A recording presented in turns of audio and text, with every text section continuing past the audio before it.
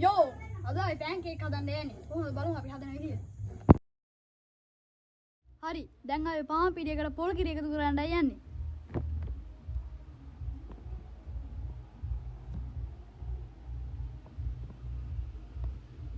අපි හොඳින් මේක අනා ගන්න ඕනේ. හොඳට ඇනෙන්න ඕනේ. මේ යකන টොප් එකට යනවා වගේ පේනවා නේද යාළුවනේ? අනලා මේ වගේ දිය වෙනකන් අනන්න ඕනේ.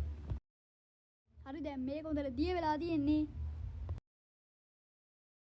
හරි දැන් අපි පෑන්කේක් එක හදන්නයි යන්නේ.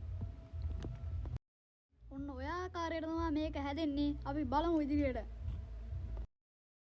පෑන් එකේ හොඳට තෙල් ටිකක් ගාගෙන ඊළඟට අපි හදාගත්ත පාන් පිටි ද්‍රාවණය මේකට දානවා. දාලා ආප්පේ වගේ රවුමක් අරගෙනවා. ඕම් බලන්න. ඕන් කරගෙන.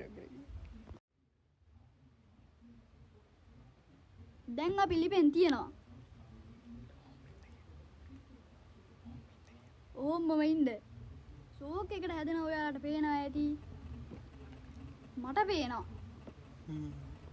මේකට දාන්න පොල් පැණි තියනවා දැන්.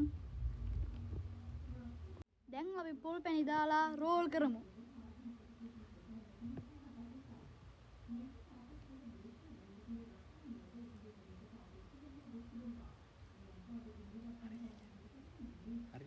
හරි. යාළුවනේ, අපි බලමු අපි දැන් හදපු පෑන්කේක් එකේ රසය දිලා. මාරම රහයි. ඔන්න අපි අපේ අනිත් සහායකයන් ආලා බලමු මේක පෑන්කේක් එකේ රහයද කියලා. එන්න මේ බලන්න ඇතුළ අය පොට්ටම රහයි මේ බලන්න. හොඳයි.